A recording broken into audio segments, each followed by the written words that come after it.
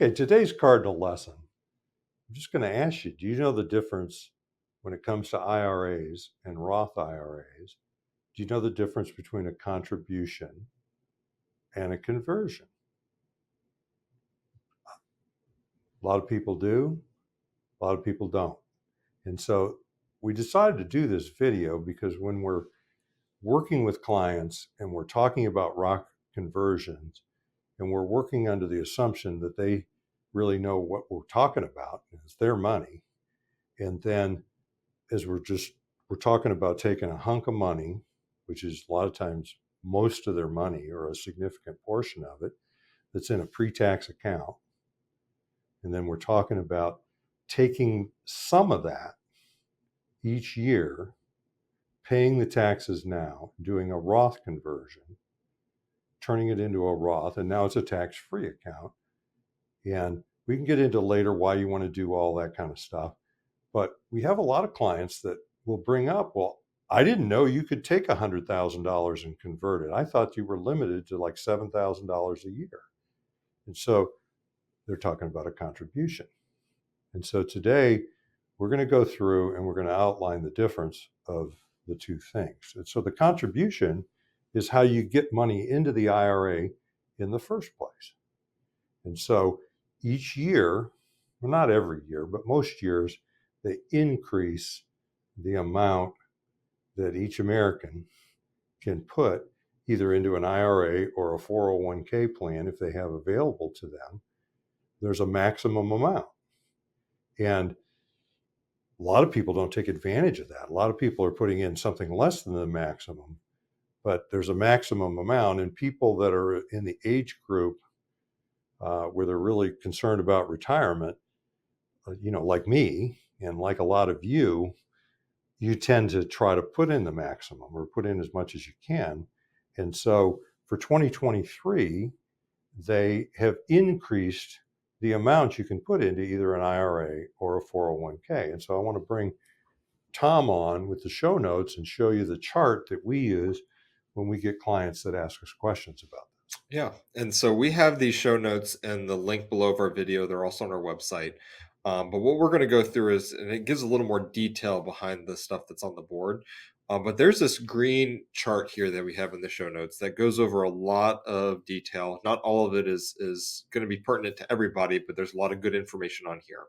And so the first one we're going to look at is this is now talking about contributions. And specifically, we're going to look at Roth contributions first, which is this bottom left corner of this chart. And so if you make above a certain amount of money, the IRS has said you are not allowed to contribute money into a Roth IRA.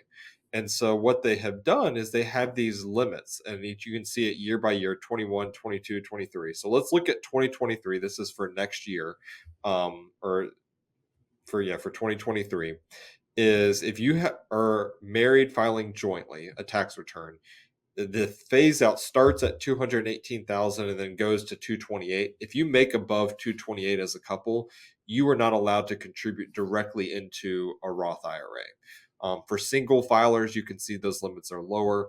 But this really prevents people who are high earners from contributing money, at least in a direct way, into the Roth IRA.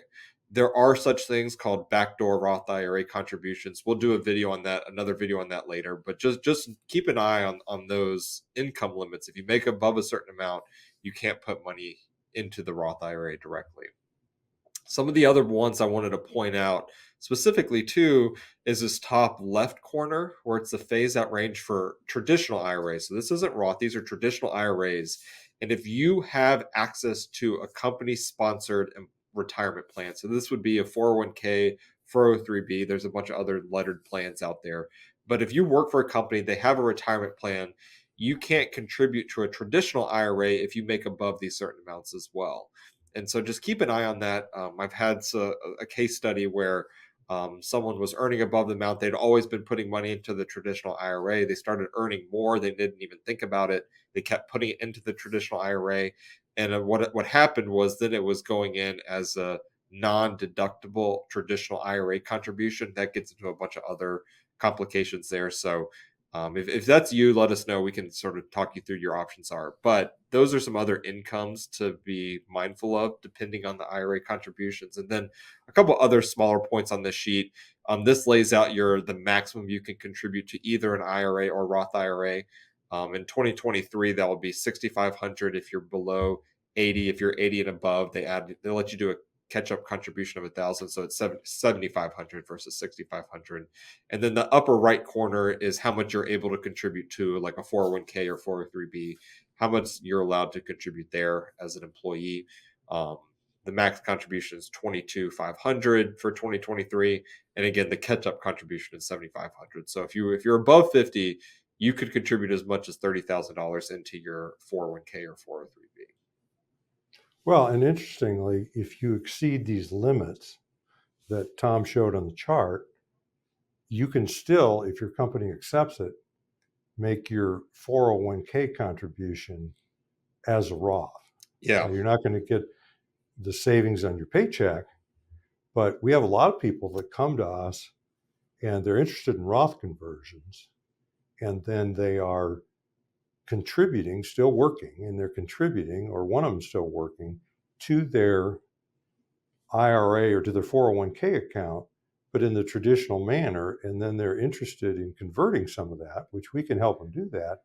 But one simple move we send a lot of people away with is changing the character of their 401k contribution from traditional to Roth. And it's as simple as a few clicks on the computer. And now they're building up a Roth balance right from the very beginning. We get that a lot where people come in and they maybe have heard about these income limits. And so they sort of know a little bit about this stuff. They say, well, I make too much. I can't contribute to a Roth. And they apply that to all their different accounts, when in reality that is true for their IRAs, but the 401ks don't have those same income thresholds. And so that is a great way for people who are wanting to build up their Roth money, is just to switch their contributions into their 401k directly to the Roth, and then now all of that money is going into a Roth account. So I mean, that's what I'm doing with my retirement accounts, is all my money is being saved in Roth 401ks. Oh, you're going to have a ton in there starting at your age. So you now, another place that comes up is this business of putting $7,500 in an IRA if you are under those income limits, still working, and you have money in a savings account, or an account, or invested, and you're paying taxes on it, on the earnings of it. And if you're coming into us and you're wanting to get some money built up into a Roth, you can take money and make a $7,500 contribution each year, and that now becomes a tax-free account. The growth is tax-free, and the money that you pull out of it isn't going to incur any taxes later on. So there's a lot to learn about all of this kind of stuff. What we really wanted to do today is create the difference between a contribution, which is how you build up money in a tax favored account or an IRA or a qualified account or a 401k, is you contribute money. A lot of people do that through their paycheck. And now we want to talk about a conversion. And a conversion is turning pre-tax money into post-tax and tax-free account called a Roth IRA. And so you don't have any of these limits to deal with, because this is a question that we get. I didn't think you could do $100,000 or $200,000 or $50,000 because of all these limits. And the answer is, your limit on a conversion is the total amount that you have in pre-tax money in a 401k or an IRA. I mean, we've got to do some things. Don't go doing this at home based on our advice here. We're just generally speaking, when we're looking at this hunk of money that you haven't paid taxes on yet, we're going to create a plan, if you want to, that is going to convert some of this pre-tax money into post-tax money or tax-free money. Okay? Now, one of the things that we want to talk about with conversions is where are the taxes coming from? So, if we took $100,000 in a converted amount, okay, and we used somebody's tax bracket, why don't you bring up the tax bracket chart? Well, which is what we're talking about this. Yeah. So this is still in the show notes. It's the last page here is, and again, there's a lot of information, but we're going to focus in this top left corner, which really just goes through the different tax brackets that you would pay based off your income as a married couple or a single filer. Okay, I'm gonna make that so a little bigger. we could end up at the $100,000 amount. So you could be sitting here and you can look, and the difference between what you're already earned and the tax bracket you're in and the beginning of the next tax bracket might be $100,000. So you decide, and that could be the 24% bracket. So when you do this conversion of federal tax, you're going to have $24,000 due. Okay. And that's enough to stop some people. They say, I ain't doing that. Okay. Okay. But they need to think for a minute, is $24,000 now, or having a bigger problem, which is larger amounts of money at 72 and after? So would you rather pay at a smaller rate now and then have the ability for growth tax-free and withdrawals tax-free? So I don't want to get too much into that today. You got $24,000 worth of federal tax due, and you're going to have some state taxes as well if you live in a state with a state income tax. So let's just say you got $30,000 of taxes to pay to do this conversion. So when I say where the tax is coming from, well, they can either come out of the 100,000 that you converted, and so you're only going to have 70,000 left to convert. So your Roth IRA is going to have $70,000 in it, whereas your traditional IRA before you converted it had 100. So that 30,000 just disappears to taxes. Another way to do this is, if you have money sitting on the sidelines that you've already paid taxes on, is you could convert $100,000, pay the 30,000 in taxes out of this other money, and now you're going to have $100,000 in the tax-free after-tax account. So we can sit down and go over all of this with you, but we're just trying to go over some of the points of a conversion or some questions that we're asking of ourselves and of you. And so the next point that we want to talk about is spreading it over a number of years. And so, Tom, why do we want to spread these things over a number of years? Yeah, I mean, simply is just to pay less in taxes. Because if you did, say you had $1 million in your IRA and you converted it all in the single year, that's going to push you into the 37% tax bracket. You pay a lot in taxes to do so. Where, as opposed to, say, taking maybe $100,000 over 10 years, and we maybe stay in the 22-24% tax bracket, is we can do it over time, controlling for those tax brackets to pay less in taxes over that life of that money. And so the reason you want to spread it out is just not to get hit so hard in a single year with the big conversion, because all that money is taxable income. Okay, that's one reason, and the major reason. The second one is you don't want to convert all your money typically, okay? Unless you're Tom, you're going to start with it all being Roth, and so you're never going to pay any taxes in retirement. But if you're me, you don't want all your money converted. You want to still have some money on the pre-tax side or in the traditional side. And you say, well, why is that? Well, a couple of reasons is you can earn some income in retirement in addition to your Social Security and still pay almost no tax on it. So you're going to want some income coming in addition to your Social Security or making withdrawals. The second thing is you may want to leave substantial amounts in the traditional. There's such a thing as a QCD, which is a qualified charitable distribution. We have other videos on that, but that is a way for you to, once you're 70 and a half, to give to charity directly out of your IRA and never pay tax on the distribution, and it count as minimum distributions. So there is a reason to not convert all of it, but the amount that you plan for to convert, and we can give you these numbers and help you with these numbers, you're going to want to do that spread out over a number of years, and you're going to want to use that chart that Tom was showing. We use that chart determining what level of tax you can stand. And, like it said, it's limited by the top of the tax bracket that you can stand. And then, we get on to the point of tax-free versus tax-deferred. Why do you want to consider doing this in the first place? Well, there's a multitude of reasons. One is tax rates are already scheduled to go up in 2026.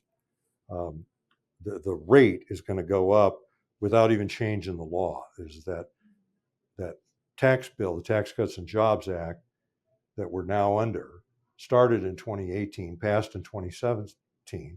It sunsets at the end of 2025, and then beginning in 2026, tax rates are going to go back up to what they were before.